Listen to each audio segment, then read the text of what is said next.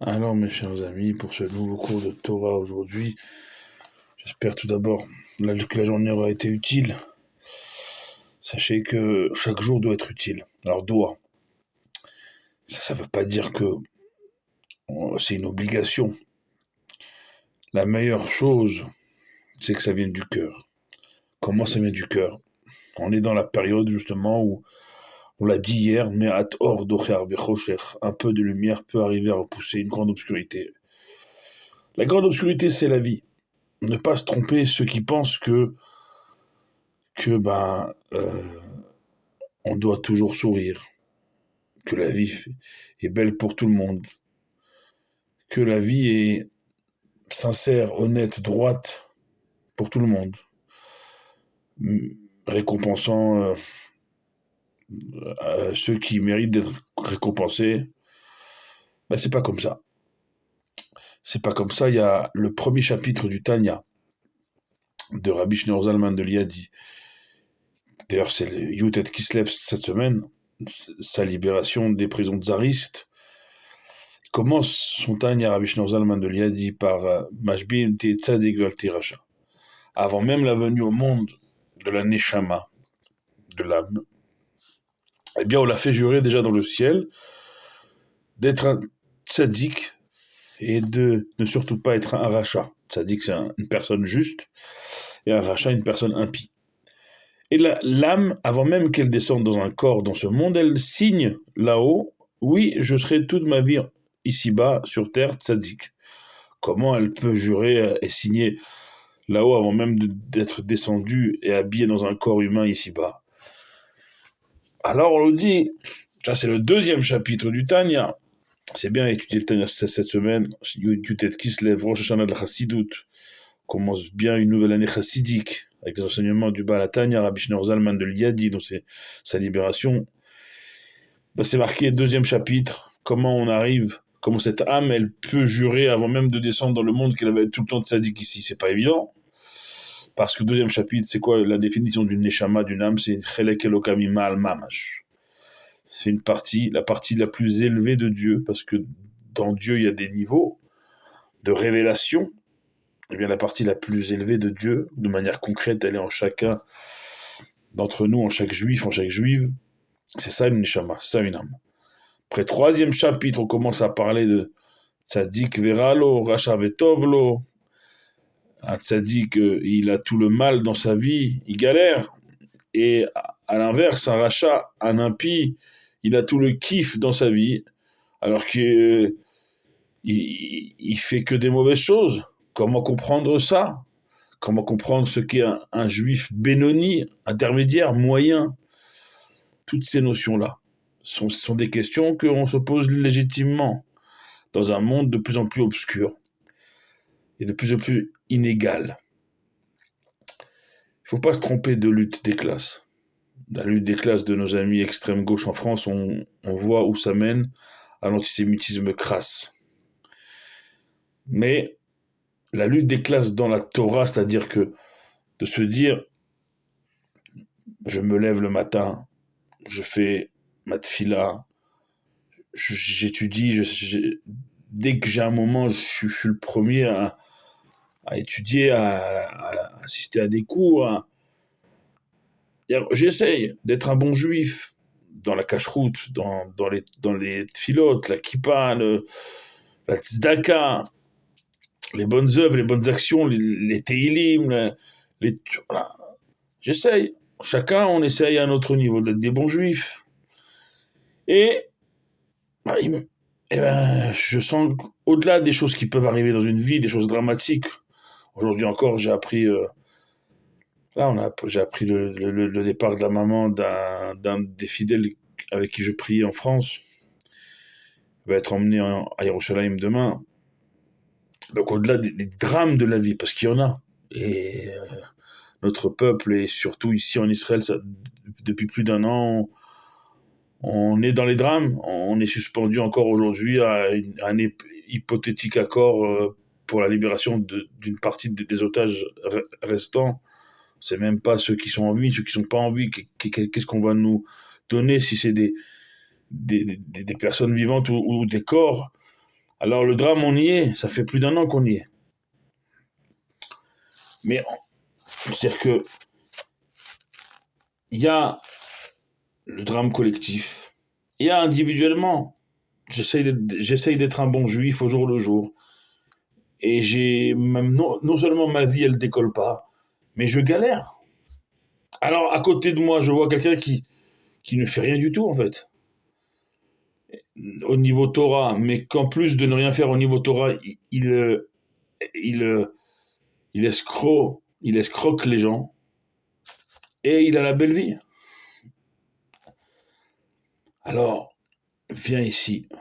C'est là tout, c'est ce à quoi on doit se rattacher, parce que euh, faut pas penser, faut pas penser un seul instant. Et ça c'est l'image que m'a donné mon frère ce soir, Grégory Benayoun, Rahamim Benayoun, d'un chiour de Aaron Bitton, du Rav Aaron Bitton à Ashdod, qui donne des shiurim sur le Tanya toutes les semaines à la synagogue du Rav Twitou. Phrase extraordinaire du Tanya. C'est quoi un Oved Hashem?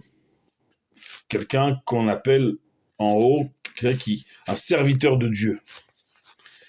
C'est celui que le matin, il a toutes les peines et toutes les raisons, toute la fatigue et toute la tête qui est pas à l'endroit, de ne pas se lever, de ne pas aller à la tfila, de 6 heures du matin, dans le froid en ce moment. Et malgré que ça va pas dans sa tête ce matin-là, ça va pas dans son corps, eh bien, il se lève quand même et il y va. Il y va à la tfila.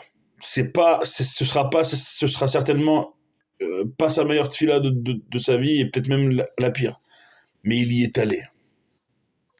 Malgré que tout le retenait dans son lit, et pour certaines raisons, à juste titre, peut-être, au niveau de la fatigue, au niveau peut-être même de sa santé, même si la Torah ne demande pas de mettre sa santé en danger, bien sûr, quand il y a la santé, il n'y a rien qui tient, bien sûr, mais il y a des matins comme ça où, comme on dit, on préfère rester dans notre lit.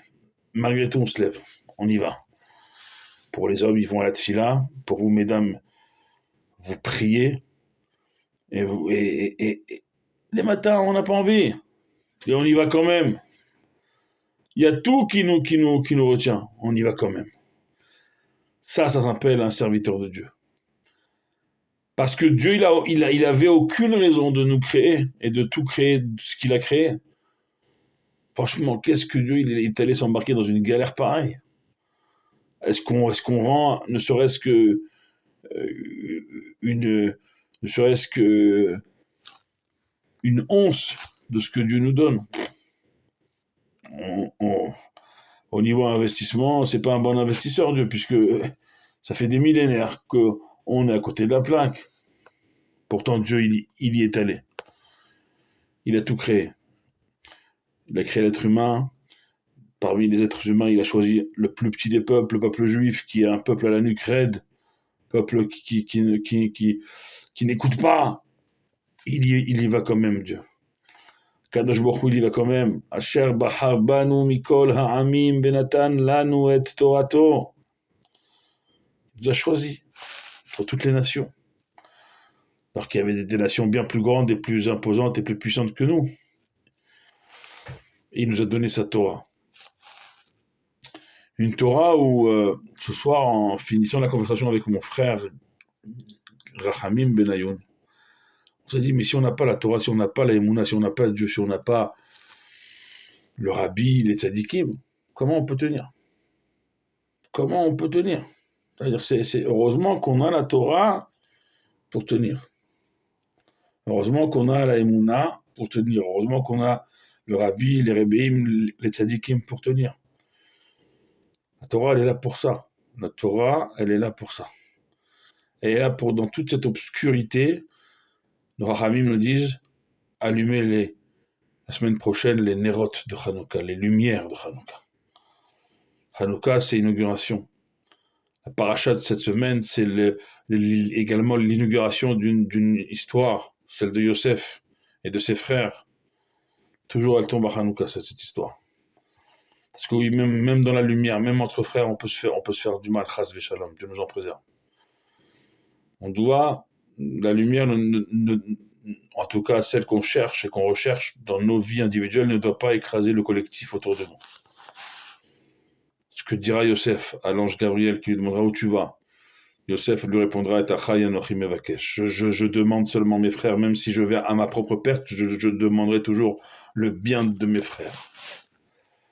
C'est ça qui ramène un peu de partage et de lumière dans nos vies, et qui nous prépare, qui nous conditionnera à passer Hanouka, à vivre Hanouka pleinement. Et pas juste comme tous les ans, on allume et basta. Non. Cette année, on a tous besoin de lumière dans nos vies. C'était le titre du cours d'hier soir, ça peut être aussi celui de ce soir.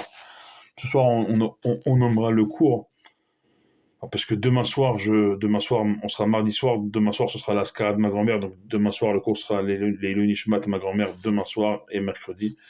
Mais ce soir, on appellera le cours, peut-être, voilà, la plus belle des lumières, c'est la solidarité, peut-être. C'est peut-être ce titre-là.